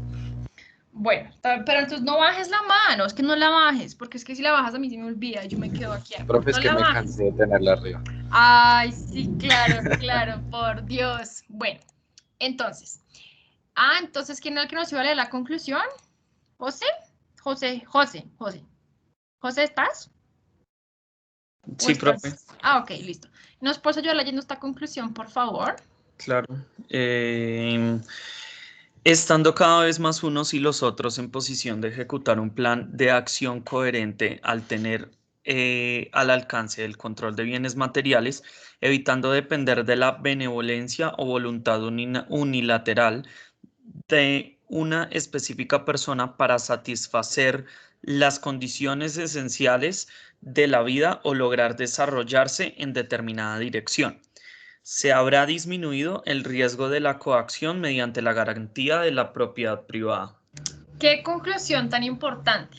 Y miren que yo podría sacar de ese parrafito un parcial completo, ¿sí? Y ustedes podrían venir aquí a involucrar cosas que hemos visto como desde la primera clase por allá, o sea, de dónde surge la propiedad privada y por qué es importante garantizar esa propiedad privada promovida por la empresarialidad que se promueve a partir del uso de la libertad, o sea, es que todo viene conectado, ¿sí? Entonces digo, bueno, explíquenme esta frase, eso podría ser un parcial, pues supongamos que sea más parcial, yo diría, explíquenme esta conclusión número 7, y entonces a partir de ello, pues claro, tendremos que desligar todo esto. Y entonces la parte más chévere es, dice, se habrá disminuido el riesgo de coacción mediante la garantía de la propiedad privada, evitando depender de la benevolencia o voluntad unilateral de una específica persona para satisfacer las condiciones esenciales de vida, el alimento, el vestido, o lograr desarrollarse en determinada dirección. Ese es un pensamiento que nos ofrece Hayek en un libro de filosofía política que se llama Los Fundamentos de la Libertad, que es un libro muy lindo. La verdad es uno de mis libros favoritos, ¿sí? Entonces podemos decir, mientras un mayor número de contratos se celebren, nosotros vamos a estar cada vez menos expuestos a depender de que alguien quiera darnos de manera benevolente los medios materiales que necesitamos para desenvolvernos en nuestra vida cotidiana. O sea, nos interesa que se puedan ejecutar contratos, porque los contratos me permiten acceder o me permiten derivar beneficios de la propiedad privada de los otros. Entonces, ¿por qué me puedo beneficiar yo de los edificios con los que cuenta la Fundación Universitaria de los Libertadores? Porque son muy buenas gentes conmigo. Entonces, son buenas gentes conmigo, ellos esperan yo espero una contraprestación de ellos. Ellos esperan también una contraprestación conmigo. Yo adquiero una obligación con ustedes. Y espero también una contraprestación de la universidad. Y me estoy beneficiando de la planta física que ellos tienen. Bueno, actualmente pues no podemos ir, pero esa es la idea que existe en los contratos. ¿Yo por qué puedo beneficiarme de la propiedad privada del señor de la tienda de la esquina? ¿Por qué puedo beneficiarme de eso? Porque si yo ni siquiera tengo una tienda y no se me ocurrió hacer a mí una tienda, pues yo estaba ocupado en otra cosa. Él se dividió el trabajo y se especializó en la tienda y me conviene que él la tenga, porque él espera contraprestación de mí en cuanto yo voy a ir a pedirle, no sé, los huevos, la leche, la panela, lo que sea. ¿Sí? Entonces me conviene que se amplíen los contratos, que se amplíen las esferas protegidas de todos, porque en la medida en que todos tengan esos medios materiales, ya la base material de sus vidas esté satisfecha, pues van a poder encaminarse a la persecución de otros fines más trascendentes, sin estar atados, por decirlo así, a las ocupaciones materiales de todos los días. Entonces, ¿qué voy a comer? ¿Qué voy a vestir? ¿Qué voy a hacer? No. En la medida que esas cositas de la base material estén satisfechas, una sociedad va a ser más próspera que otra.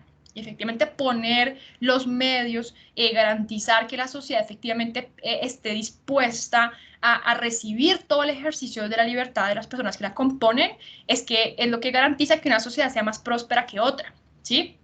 No estaba entre mis planes, pero se me acaba de ocurrir. Para el que lo quiera ver, ¿sí? Les voy a compartir un documental sobre el Congo en el África, ¿sí? Y ustedes van a decir, claro, una sociedad puede ser más próspera que otra en la medida en que como tal la sociedad esté preparada y el establecimiento y las condiciones en el orden social se pongan para que las personas puedan efectivamente poner al servicio del orden social y de la economía como tal el ejercicio de su propia libertad. Y van a darse cuenta que eso en el Congo está así cerrado, cerradísimo, ¿sí? Y el ingreso está concentrado en muy poquitas personas. Y la pobreza es inminente. Les voy a compartir ese documental para que se lo vean. Y poder decir como, oiga, efectivamente, en una sociedad en la que no se promueva y que el orden social pueda recibir todas esas iniciativas de todos los que la componen, es una sociedad que no es tan próspera como otras que sí lo pueden permitir. Entonces, que una sociedad sea más próspera que otra, ¿de qué depende? Pues de que se pongan las condiciones para recibir las iniciativas de todos. Y eso es una cosa que no está pasando en el Congo, está totalmente cerrado, hermético, ¿sí? Y hay particularismos, hay preferencias, hay cosas muy feas detrás de todo lo que está pasando en el Congo. Y se los voy a compartir para que ustedes lo vean. Y digan, sí, efectivamente, ahí no hay quien ponga en ejercicio sus capacidades e intente salir adelante a partir de sus propias iniciativas y que sea responsable de su propia existencia, porque no están puestos los medios para que la gente efectivamente logre desarrollarse y desenvolverse. Y van a acordarse de mí cuando lo vean. Dura como 45 minutos. ¿Listo? Bueno, entonces decimos, ¿qué ocurriría si estuviera en poder de otro darme una prenda de vestir y no pudiera procurármela yo mediante el uso de mis capacidades, trabajo o conocimientos para crear una? O bien para obtenerla mediante el intercambio de los frutos de mi trabajo por los frutos del trabajo del otro en el marco de la cooperación social. Entonces concluimos. Ay, perdón, que es que hay un bichito que si no lo cojo ahora, se me fue. Bueno, entonces existiría como tal el riesgo de coacción, que es lo que hemos estado hablando. Decimos, supongamos que ni siquiera existe mala voluntad en el otro, que tiene el poder de darme los bienes. Entonces ya no imagínense que, por favor, dame la blusa, por favor, que es que quiero salir a la calle, o dame los zapatos, dame los tenis, que es que quiero salir. Supongamos que no fuera una cuestión de buena voluntad por parte del que posee, o por parte de quien o por parte del que tiene control exclusivo de los medios que yo necesito. No existe mala voluntad, sino que no existe mala voluntad, sino que simplemente el otro es benevolente. Todavía sigue existiendo el riesgo de coacción, pues decimos que sí, de todos modos estoy dependiendo de él. Y cuando yo dependo es cuando yo me reduzco, me minimizo, pierdo la posibilidad de potenciar todas mis acciones. Entonces, así el otro sea muy buena gente conmigo y yo no esté y sea benevolente y no esté ejerciendo coacción sobre mí, estoy dependiendo de él, ¿sí? ¿No me vas a prestar el lápiz? ¿Te lo presto ahorita? Bueno. Entonces, mientras tanto, ¿yo qué? ¿Me quedo acá mirándote? Sí, porque no tienes el lápiz. No tienes el medio que necesitas para desenvolverte. Entonces, estoy dependiendo de él. Y en cuanto yo estoy dependiendo de él, pues entonces no estoy siendo como tal sujeto de coacción, pero sí estoy dependiendo y reduciendo, ¿sí? Entonces, ahí siguen viendo las diapositivas, ¿cierto? ¿Aló? ¿Sí? Sí, profe. Ah, bueno. Entonces decimos, ¿cuándo podría yo decir algo que un bien es mío? O sea, ¿cuándo algo es mío? Yo les pregunto. Bueno, nos va a preguntar, les voy a decir otra vez. Yo puedo decir que algo es mío primero cuando yo soy su autor intelectual o cuando lo obtuve legítimamente mediante un intercambio. ¿Sí? Pues yo me inventé la red o yo obtuve la red porque le ofrecí otra cosa que necesitaba, que estaba fabricando redes. Entonces, eso es mío. Un bien es mío. Entra a formar parte de mi propiedad privada, de mi esfera protegida. ¿Cuál es la naturaleza de los bienes que son objeto de propiedad privada? Y eso ustedes ya lo saben ahora, ya lo saben. ¿Cuál es la naturaleza de los bienes objetos de la propiedad privada? ¿Esos están ahí o qué pasa con esos bienes que forman parte de mi propiedad privada? Ay, no me digan que no me van a hacer responder eso. Me pongo a llorar y termino esta clase. Sole. Ah, bueno, Santiago, ¿qué? ¿Vas a hablar algo? Ay, profe. Ay, se te prendió el micrófono. La empresarialidad. Ok, pero ¿cuál es la ¿Está por ahí? naturaleza? Ah, Más o menos. Yo sé que tú puedes, yo sé que tú sabes. ya alza la mano mi compañera. A ver, Mayra Alejandra, cuéntame. ¿Cuál es la naturaleza de estos bienes La que son... libertad. Dime. No, pues vendría siendo como la libertad. Pero cuando, listo, sí, está bien lo que me están diciendo porque tu idea va muy ligada como la de Santiago, que dijo que era la empresarialidad. Pero cuando decimos cuál es la naturaleza, me refiero más a cuál es la esencia de esos bienes. La esencia. ¿Están por ahí en cualquier parte? O... Ay, es que lo tengo en la punta de la lengua.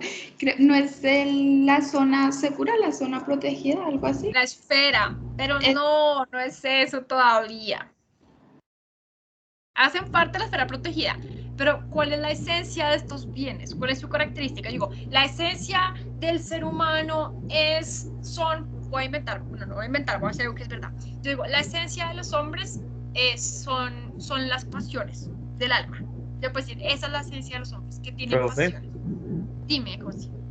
No es como, o sea, pues es que lo he leído como 3 veces y lo entiendo como, pues debe ser como ese goce o como el disfrutar que nosotros tendríamos sobre eso, ¿no? Porque de qué sirve nosotros tener objetos si no es para darle un uso y para brindar o para cubrir la necesidad de lo que nosotros tenemos. Por ejemplo, si nosotros tenemos una propiedad privada como ropa, pues es el disfrutarnos y el sentirnos bien con esa propiedad, que en este caso sería la ropa. ¿No sería eso o estoy muy lejos? No, todo lo que ustedes me han dicho está perfecto. Lo que todos ustedes me han dicho, Santiago, Mayra, Alejandra, está perfecto. Está perfecto, pero hay una cosita que no me han dicho. Hay una cosita que no me han dicho. O sea, todo viene completamente en concordancia con la valoración, con la libertad, pero hay una palabra. ¿Cuál es la esencia de estos bienes? Entonces vengan por aquí, Angie Marcela. Profe, las necesidades. No. Apenas se los digo, van a decir, ay, ¿cómo así? María Camila. Profe, ¿tiene algo que ver con la civilización? Sí, en los inicios de la ay, ¿cómo les pregunto? para que me den la respuesta bien. No sé cómo más preguntarles cuál es la esencia, cuál es la naturaleza, cuál es la característica, cuál es la propiedad específica de los bienes que son objeto de la propiedad privada. ¿Qué ¿La satisfacen mutua necesidad? insuficiencia? No, todavía La no. libertad. La libertad, no. Ya se La las voy a ley. decir. ¿Cuál? La ley. La ley no. No, y ya va a aparecer aquí grande y ustedes van a decir, ay, pues claro. Miren esto. Son bienes que. No aparece nada. Ay, ¿cómo que no? ¿Aquí no aparece? Bienes Económicos, profe. Sí, son bienes económicos. Ay. O sea, son bienes escasos. Sí, son bienes escasos. O sea, la llave inglesa, hubo que producirla. Yo ni quiero que aparezca una llave inglesa. El concepto de llave inglesa no existe todavía, pero igual quiero que aparezca una llave inglesa. ¿Y apareció? No, estaban por ahí muchas llaves inglesas, no había por ahí muchas redes de pesca, no hay por ahí muchas blusas, muchas camisetas. Ya sabemos que el problema de la escasez es que la mayoría de los bienes que nosotros necesitamos no existen, sino que hay que producirlos. Son escasos, ¿sí? Y en cuanto son escasos, pues, ¿qué pasa? Obtenerlos implica tener que producirlos, es decir, implica trabajo, implica gasto de energía y dejar de emplear el tiempo en descanso y en ocio, ¿sí? Entonces, ¿cuál es esta naturaleza de los bienes? Pues ser escasos. O sea, yo no deseo tener una blusa, en este momento la blusa aparece ya de una vez, ¿no? Eso requiere de un proceso, de que primero surja el algodón, alguien que recolecte el algodón, que procese el algodón, que vaya y lleve la tela, alguien ya tiene la tela, entonces vaya y entonces usted venga y produzca y teja y póngale las arandelitas también y póngale aquí este moñito y entonces luego llévelo a la tienda y póngale el ticket de la tienda. O sea, hay muchos procesos detrás de un bien cualquiera y en eso pues hay que ser escasos, hay que producirlos, hay que invertir esfuerzo, hay que tener paciencia para que los recursos resurjan otra vez, se regeneren, ¿sí? Entonces hay que dejar de emplear el tiempo en descanso y en ocio para producir esos bienes que forman parte de la propiedad privada, ¿sí? Así fuera la red de pesca, así fueran las lanzas, lo que fuera, pues yo tenía que dejar de estar acostado y decir, bueno, ¿qué me va a poner a hacer entonces para poder pescar? ¿Sí? Entonces en eso radica. Decimos, son valorados en cuanto se valora el fin que permiten alcanzar. Entonces aquí empezamos a entender otra vez y hablar otra vez de la relación, de la jerarquía que existe entre medios y fines. Entonces yo, ¿por qué valoro un cigarrillo? Por ejemplo, que eso os puse un día, porque me permite calmar el frío, porque me permite calmar la ansiedad. Ese es el fin, calmar la ansiedad, calmar el frío. ¿Cuál es el medio? Fumarme un cigarrillo. ¿Bien?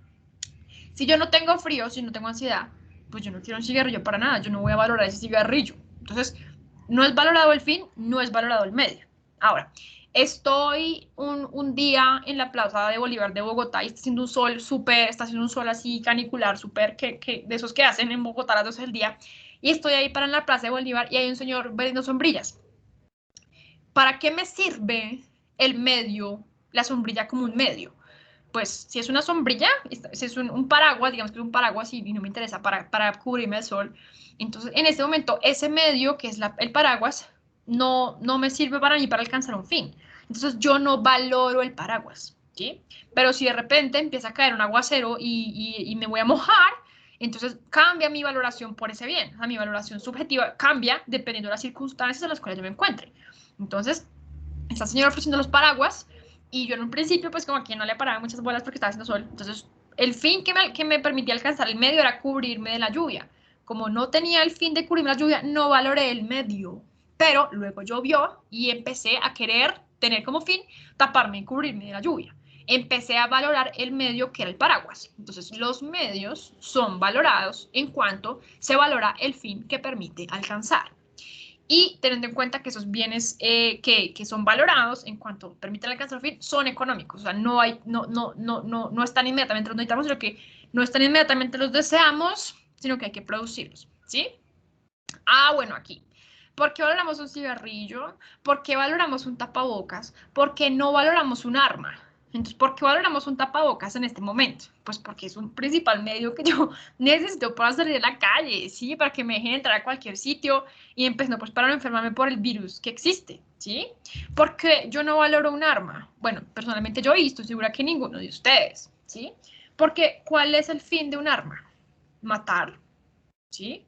Y uno por ejemplo, va a esas exhibiciones de armas, bueno, yo antes, uno va a las exhibiciones de armas y uno dice, uy, qué bonita, qué chévere, qué potente, que no sé qué. Pero cuando uno se pone a pensar y uno dice, este arma fue pensada para acabar una vida. Entonces uno dice, uy, qué cosa, no mejor, como que no me gusta esta exposición de armas. Igual cuando mira esos tanques de guerra grandísimos que hay en los museos y todo en Estados Unidos, uno dice, uy, qué lindo, qué bacano, qué cosa tan chévere permite hacer. Y uno dice, bueno, pero pilas, este tanque fue diseñado para matar a alguien. O sea, no fue como vamos a decorar el museo, no. O sea, en su momento fue concebido para acabar con una vida, ¿sí? Este era el fin que se tenía. Entonces uno como que deja de admirarlo y uno dice, oiga, sí, como que esto no está como muy bien, que digamos, no lo valoro, ¿sí? Porque ninguno de nosotros aquí pues querría concretamente acabar con la vida de otra persona. Espero, ¿no? Entonces, no valoramos el fin, que es que matar a alguien, terminar con una vida, ¿sí? No valoramos el medio, no valoramos el arma, ¿sí?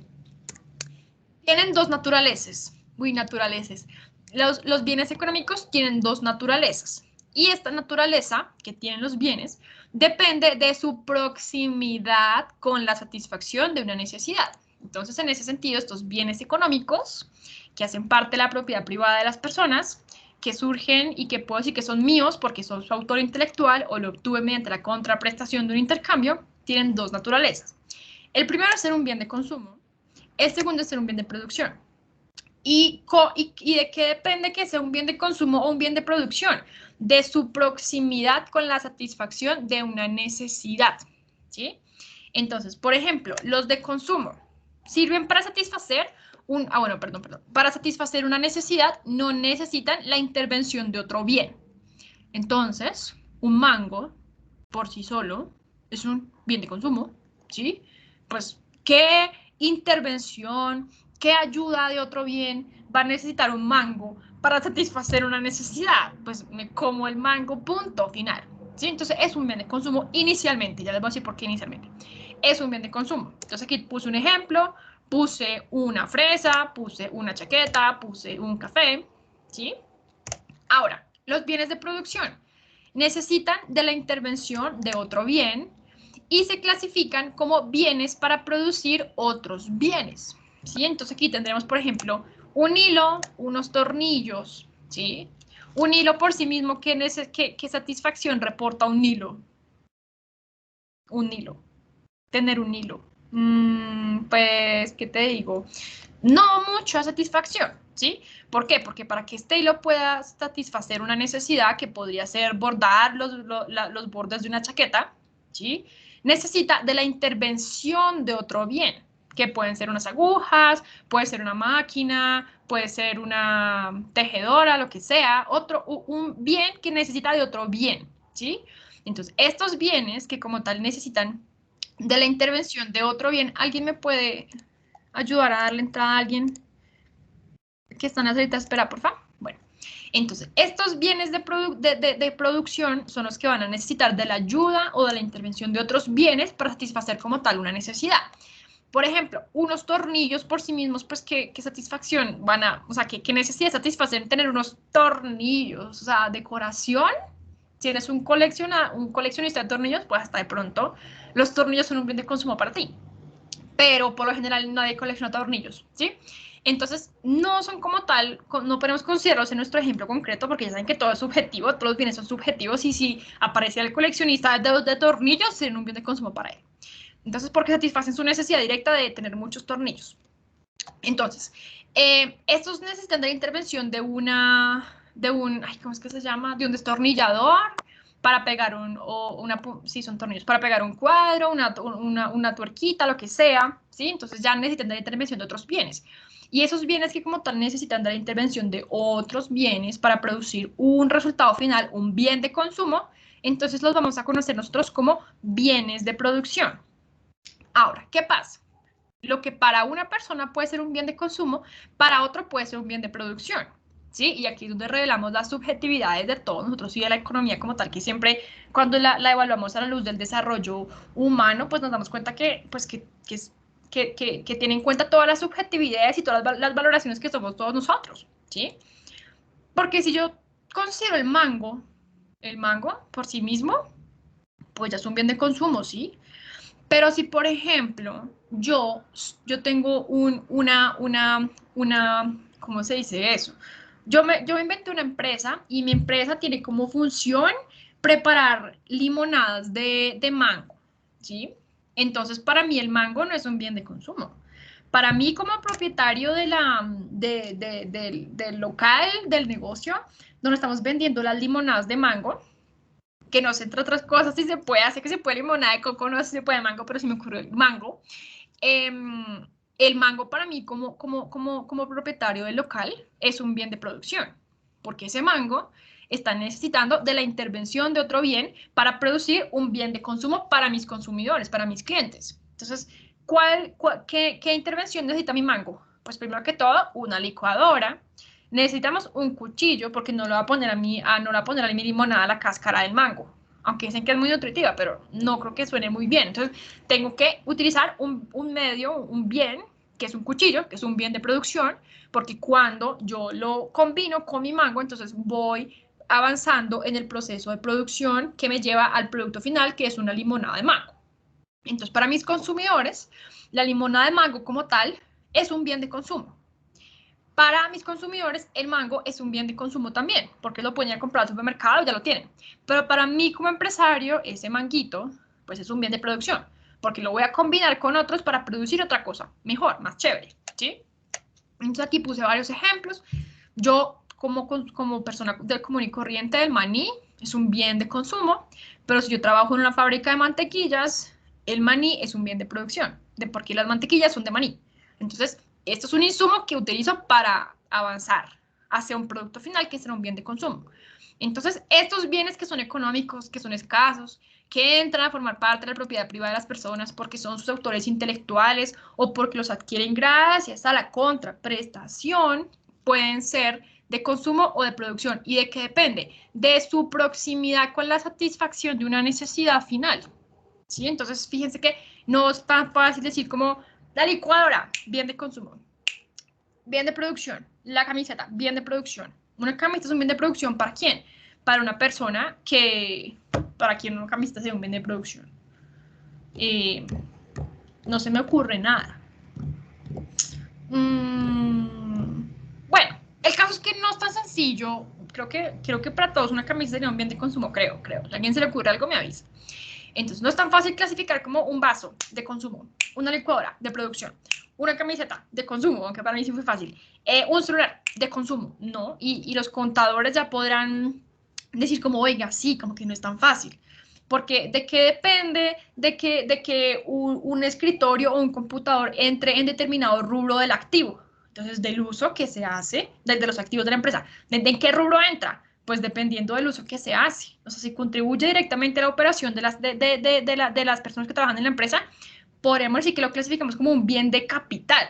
Pero si los utilizamos como, por ejemplo, unas tijeras, pues no son un bien de capital dentro de la empresa, porque no contribuyen al desarrollo como tal de las operaciones, sino que entrarían en otro rubro que no sé cuál es, porque no me acuerdo, hace rato estudié esa parte, no me acuerdo bien de los estados financieros y del PIG y todo eso, no me acuerdo, pero en fin, el caso es que no es tan sencillo porque pues depende del uso que le damos y de la proximidad que tienen con la satisfacción con la satisfacción de una necesidad. El caso es que de ahora en adelante vamos a clasificar estos bienes de producción, ¿sí?